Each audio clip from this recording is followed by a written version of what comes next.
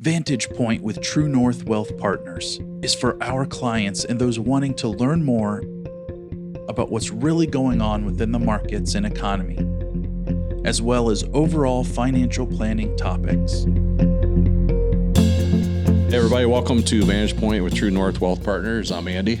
Eric Susie. And episode 43 on 4/24/24. Ooh, man. Yeah, that's the king. Richard Petty's number, 43. All right. Yeah. Ooh, what? Welcome. Good to see you. Yeah, you too. How you been? Good. Yeah, just been busy, taking care of family, your needs, my needs. It's just been a lot going on, parents and all that good stuff, but it's part of life, right? Sandwich generation. That's right. Kids, colleges, and yeah. Man. Levi, how's have he doing? kids. Yeah, That'd be great. No, they're doing great. Yeah, that's good. Good, man. This is our second quarterly update here. So these are quarterly. And just as a quick little recap, I guess, just touching base with last year, just to reiterate, the big G, I'm just going to read this here. This coming from Hedgeye, but, government spending, government spending over $2 trillion last year in 2023. Typically, like it says, government spending accounts for 17% of GDP. It actually has contributed closer to 30% of the growth in GDP for 2023. I just want to touch base on, where we've been, where we're going as far as the government spending. The big G. I'm kind of worried, man. You got a big stack of charts right there. We do. I know. Should I get my pillow? Yeah, I mean it's a lot of charts because it's a quarterly, so we have a lot to cover here. We'll try to keep this to 25 minutes. So, but it's useful. But unfortunately, government spending another $95 billion was signed off today on Wednesday. So, more printing of the press, and that's not sustainable, but it is what it is. But I guess I'll just open up with this. Let me do a few disclosures if you don't mind. So Andy and I have a little fun with them, but it all works. It keeps everybody in compliance. So information sheets I hold up, Andy and I hold up, have to say this. So information has been obtained from a third-party source, which we believe to be accurate, but we cannot guarantee its accuracy or completeness. That's when we hold up a piece of information. Next, let's talk about asset classes, products, diversification, anything like that. The following information is for general information only and is not intended to be specific investment advice. It is important to consult a financial advisor who understands your individual financial situation prior to making any investment decisions. Obviously, this is really for clients. For those who are not our clients, who happens to stumble on, our clients know us. Obviously, we're fiduciaries. And then we can't control anything that we say, and we're not responsible for anything we say. Yeah, okay, yeah. No, we say our opinion or we believe. That's the technicality. So that's our belief. So there we go. So that's all the compliance stuff. So that's good. And now I'll get into the good stuff. Batman, where are we? The Fed. Come on, the Fed needs it. So Nathan, our producer, just relax, Batman. We're signaling the Fed. So let's talk about the Fed, pal. All right, so last November, we were all doing great till November 1st. Then the markets took off for 9 weeks straight because Powell was signaling rate cuts. And the market took that as 7 rate cuts. So where are we going with these rate cuts now? What do you see? 7 down to what? Well, they disappeared. Right. Zero, probably, right? I was expecting, yeah. Yeah. So the economists get it wrong. Oh yes, always. So that's why we internally we have a little banter and fun with this. It's okay to be conservative, have a little conservativeness built into your portfolios because the markets want rate cuts. It's called cowbell. Yeah. That's what they need to get them out of binds because they're not positioned accordingly, and they need to hit their goals, i.e., quarterly goals, month-end goals, year-end bonuses, all that stuff. So we talked about that last time on the call. But yeah, all right. So when do you think they'll start? It will be back half, so September. Your opinion? In my opinion, of course, September. It could be one if they're saying they don't want to be political, but anyways, he might do one in September.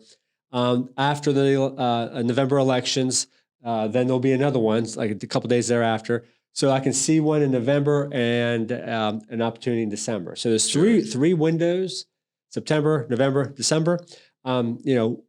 I for sure, I see one cut because Fed Powell said, so in order to save his face and grace, he has to do one.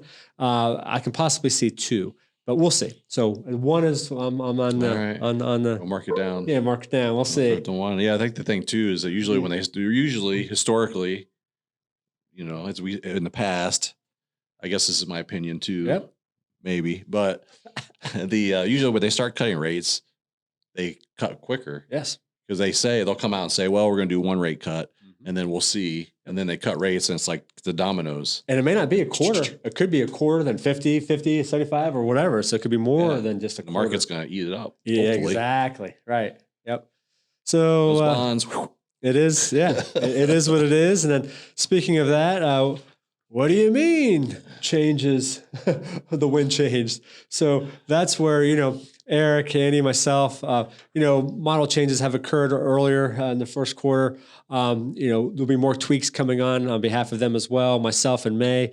So again, we're going to change with the narrative. So I wanted to at least share with you that this is all from Hedgeye and Bill Rich, who's a cartoonist, and a lot of the graphs come from them.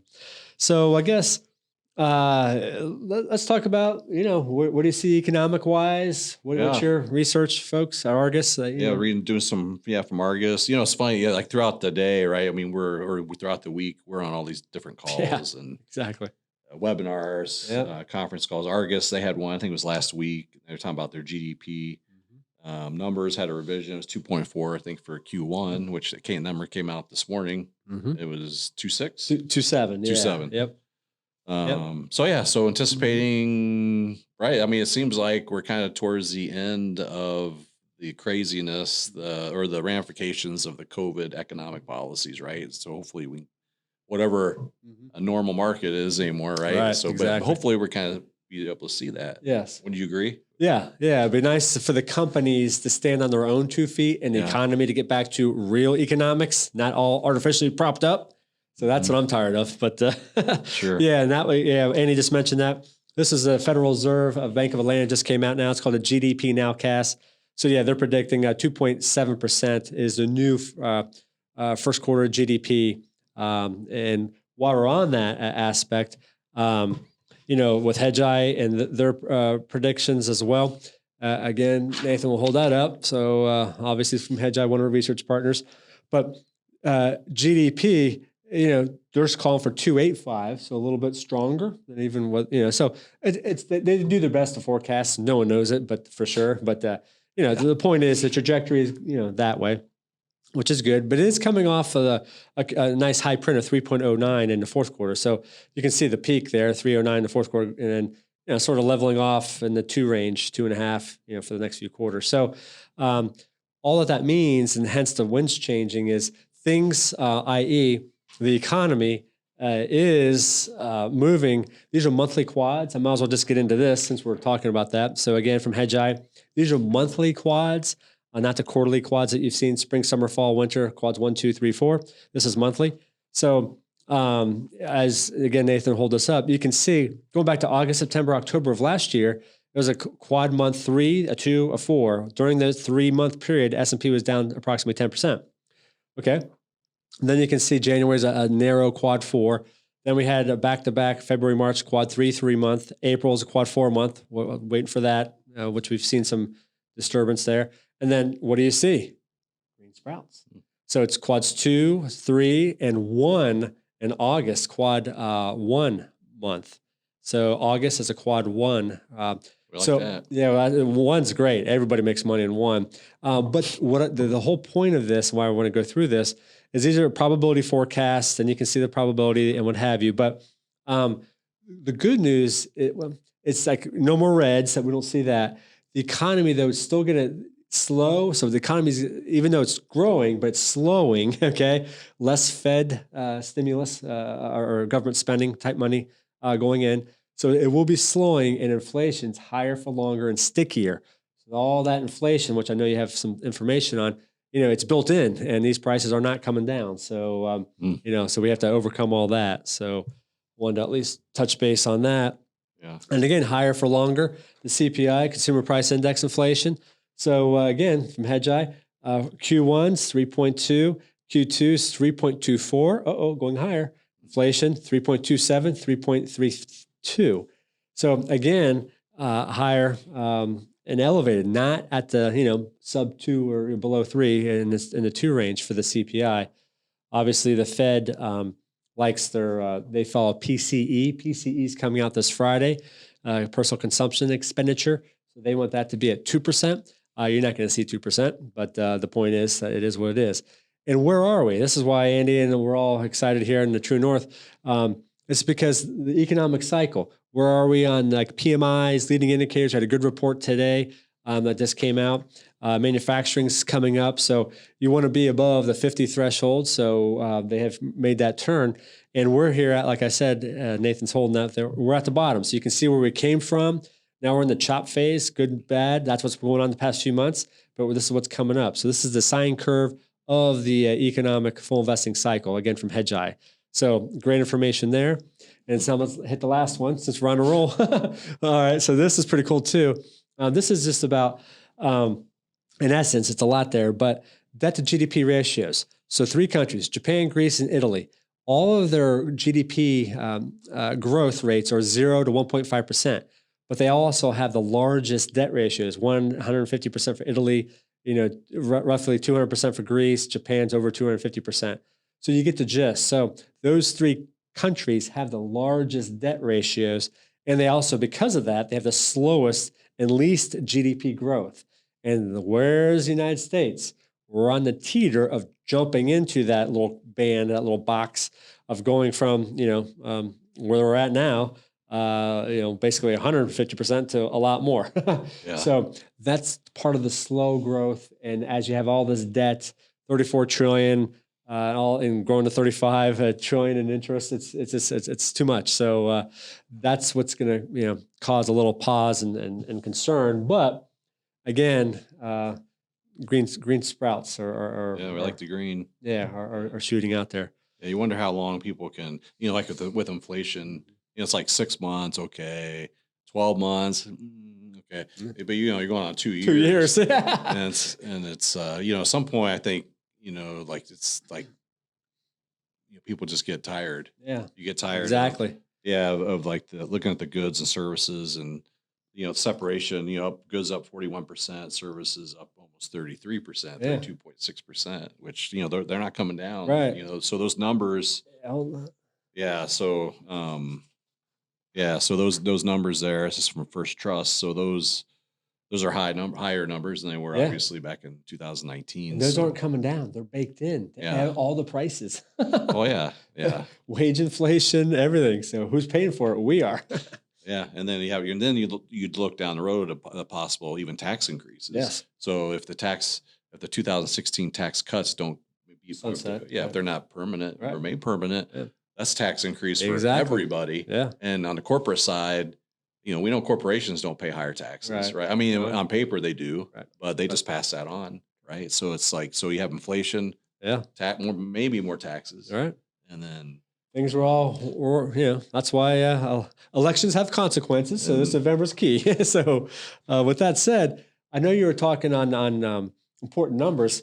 I'll just hold this up. Just maybe point out a few things for our clients to, check it out and, 401ks, IRAs, all that good stuff. Yeah. So contributions, IRA, 7,000. If you're over 50, you get $1,000 catch up. So it's 8,000 this year instead of 7,500 in 2023. So that's good. 8,000. Yep. And then something that we always talk about planning. Like you think like what's some really good advice that you've gotten in the past, from your advisor or whoever. And it's like I always go to like if you have a health savings account, you can take that. You can take money from that.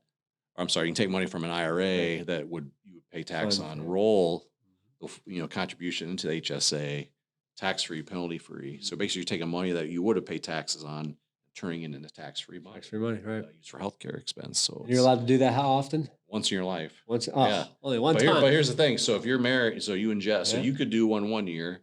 Jess could do one the next year. Because it's a individual per individual, right? Specific, Great information. So there you go, clients. Hopefully, take that nugget. If it applies to you, then if you have an HSA and you have an IRA, it's something that, and usually if you do it in the beginning of the year, because then you don't Right. No, I'm with you on that. And then the other thing too, the hidden little gem is the going back in the chart here is that the wage base increase. So, for earning Social Security, remember just 10 years ago, whatever, it's like 100,000, 110,000, 112, 122. Now it's 168,600. 168. So meaning folks who are making up to 168,600, you're paying fully, all that's being taxed for Social Security. So that's the silent tax that no one ever talks about. So, yes, that's always eating away and eroding at that as well. So, good. Well, good. I'm glad we hit on that. What else is on your queue there? Let's see. I know we're talking about my kids. Yes. Right. Yep. So we went to McDonald's. Oh my gosh. Here we go. Yeah. So how was that?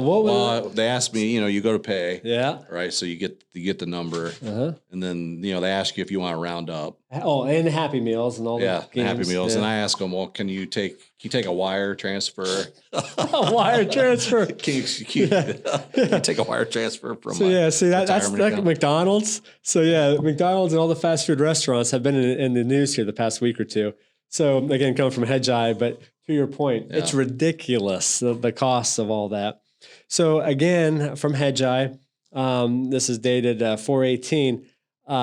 This two different sets there. This I'll just read briefly. This is coming from Stamford, Connecticut. Okay, this is where Hedgeye is based out of. This is their local, and the owner of Hedgeye, his brother owns franchises in McDonald's. So they got some stats with that. So my point is this. So just that location or that area in Stamford, Connecticut, this is food inflation at restaurants, fast food restaurants. Okay, in 2014, again, the quarter pounder was $5.39. Quarter pound meal, $5.39 in 2014. Today, in 2024, okay, 10 years later, over 10 years, it's $11.99. That's 122% change increase. Okay. That's just that's crazy. Another one, let's see, I'm a fish guy. So fish sandwich. I got to pronounce that correctly. It was $3.49 up in that area. And now it's $5.49. That's a 57% increase. I just wanted to highlight two things. Oh, fries, look at fries. $1.59, now it's $3.79. It's a 138% increase. So in general, for that particular store, or McDonald's in general, I should say, that's an 89% increase versus the Stamford one is 83% increase. So McDonald's is definitely across the board, it's just called almost 90%, almost across the board. Wendy's, which is local. I always follow Wendy's. And Dave Thomas, quick little story. He and I was at Murfield, worked in the men's grill there. He came in, member there. Hey, Dave, Mr. Thomas, how you doing? Great. Eric, what's on the menu? So we talked about chili. You know how I am. I love my chili. I said, come on, Mr. Thomas, try our chili. Oh, it's not our chili, Eric. So anyways, I got him to try the chili up there. And anyway, he ate it all. And he left me a $20 bill tip, cash, just for me, which was huge. This is back in the mid-'80s. Sure. Okay, mid-'80s. I was huge. So that's my little quick story about Wendy's. But anyways, Wendy's, food costs. So food costs there for Wendy's over the past decades, 55% increase. All 10 right. years, 2014, 2024, 55%. Popeyes, Chipotle, all those are up on that 75, 85% range. So everything across the board is higher. It's incredible. So yeah, there you go. Put that in your fries and eat that. Yeah, right. That's crazy. And our favorite's Chick-fil-A. Oh my God. Chick-fil-A, yeah. I gotta just back out my credit card, $100. Like, woo! It's like, Where'd it go? Yeah. Oh, Well, the thing with you go Chipotle, you're Yeah. you're in their line, and it's like, I want chicken. Wherever they go. Like Yeah. on the meat, it's like yeah. I'm sitting there looking. That's all? How about scoop it on? No, Yeah, exactly. come on. What the heck? Yeah. No, I'm with you. Inflation. Yes. No, I hear you. Well, good. Well, let's move on to, I guess, we hit some things of what we anticipate, job growth. Things are, there's still a lot of cutting. Companies are cutting jobs across the board. Yeah, Tesla today, yesterday. Yeah, I hear you. Heck, even local Express, they're filing bankruptcy and. Yeah. That's sort of to be expected. A couple things. So on tips of the month, all right, let's just blow through a few of these. So tips of the month, college costs. So college costs, which is crazy. But this is from At the Core, one of our Beth Perps, and At the Core on data on 4/7/24. College costs now has surpassed $90,000 for the middle class is losing ground. And basically, hit $90,000 at 4 prestigious universities. Princeton mentioned that, but it's crazy. And I heard today, I guess Columbia with all the riots and all the craziness going on, $66,000, if I heard that correctly. Again, my opinion, if I can remember correctly, $66,000 for Columbia. And this lady got on TV and says, yeah, they're doing remote learning now for the last semester for graduate. I'm like, it's such a shame. But so college costs are huge. That's one tip of the month. So keep on scrolling away the 529. 529s are great.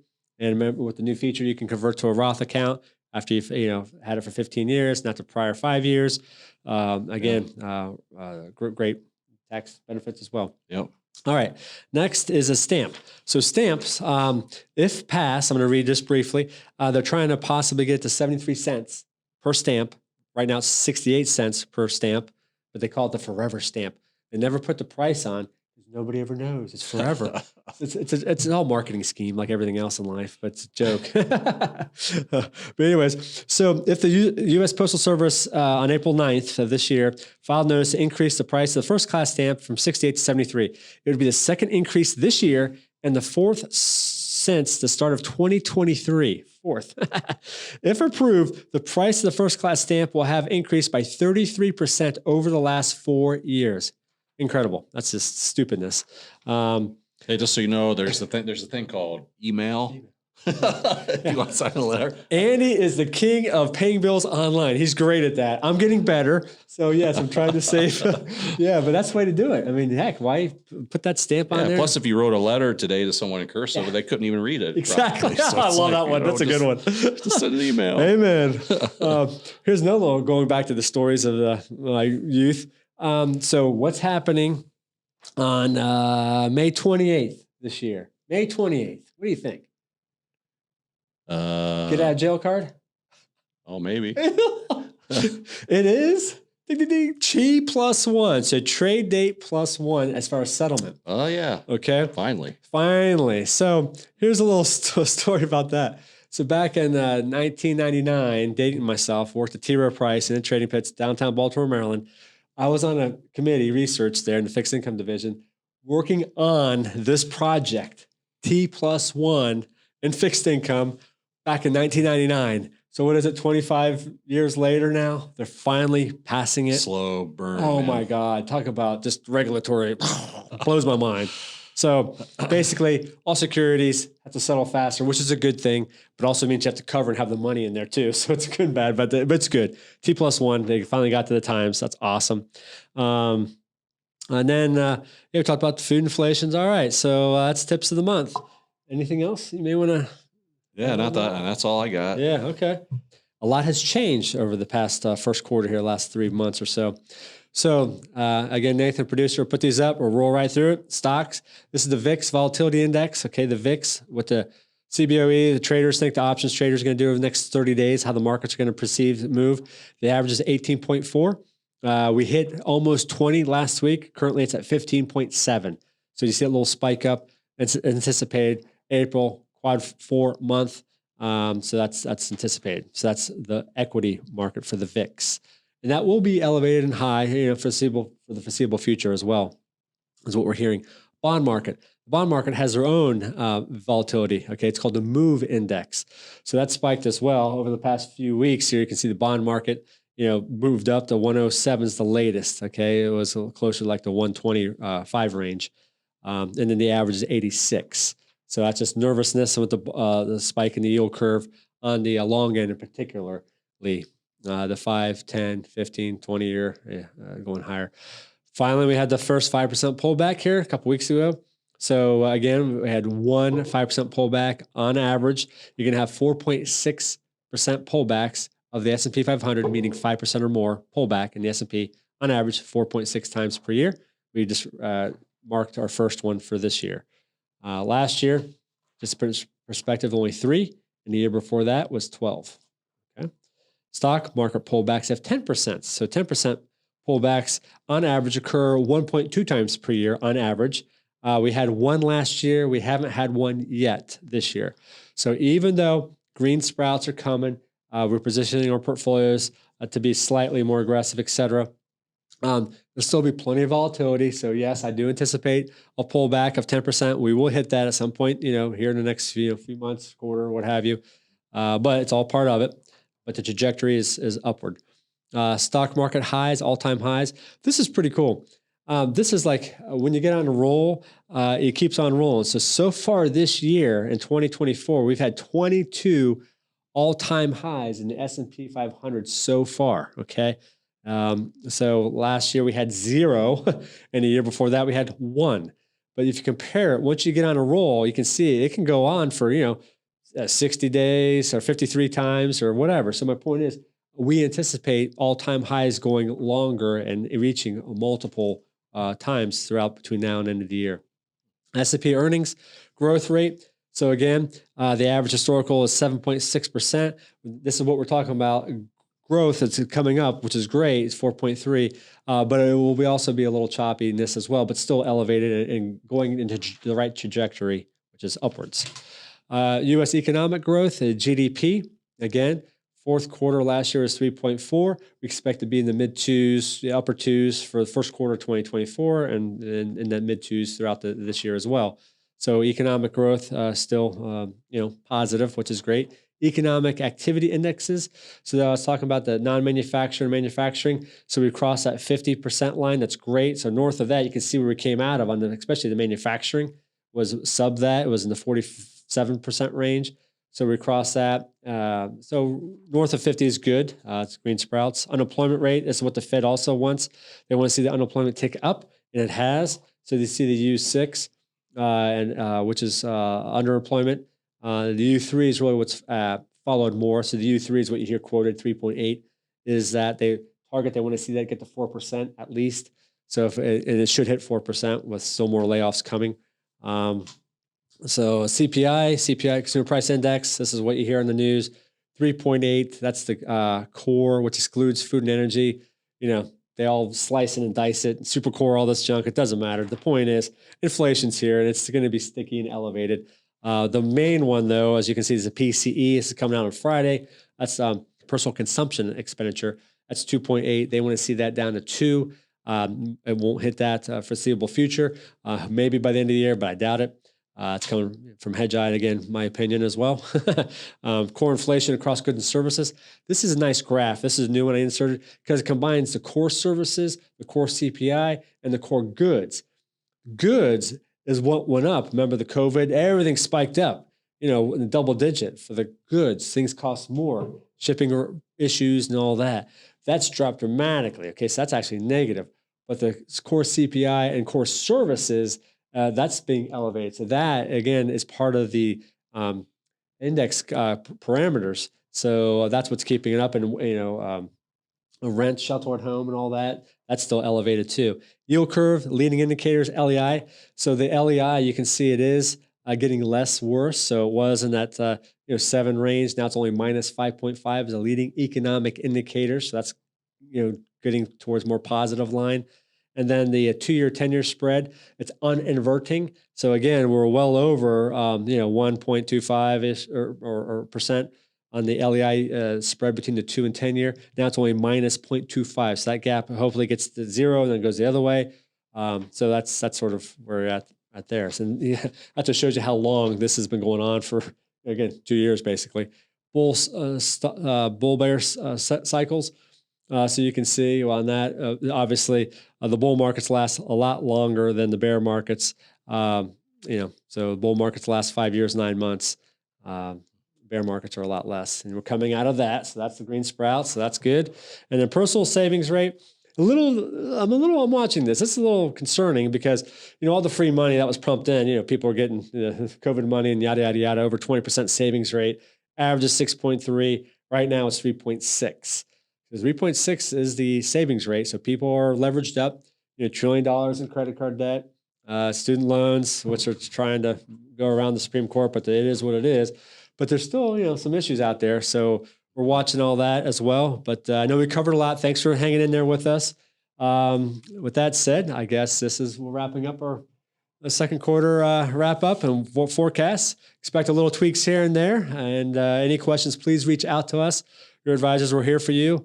And we can do it obviously in person meetings, webinar meetings. We have clients in 26 states, coast to coast. So we're here and we'll do what we can to address any concerns you may have. But we appreciate you. Thank you. Happy springtime. Yep. You can reach this episode on our website at mytruenorthwp.com, by other podcast venue sites, or by calling us at 614-929-2715. Also, feel free to share this episode with friends and family and sign up for our weekly email market updates via our website. Investment advice offered through Stratus Wealth Advisors, LLC, a registered investment advisor. Stratus Wealth Advisors, LLC, and True North Wealth Partners are separate entities. Opinions expressed in this podcast are for general information only and are not intended to be specific investment advice. It is important to consult a financial advisor who understands your individual financial situation prior to making any investment decisions. Some of the information contained herein has been obtained from third-party sources which are believed to be accurate, but we cannot guarantee its accuracy or completeness. The information should not be regarded as a complete analysis of the subjects discussed.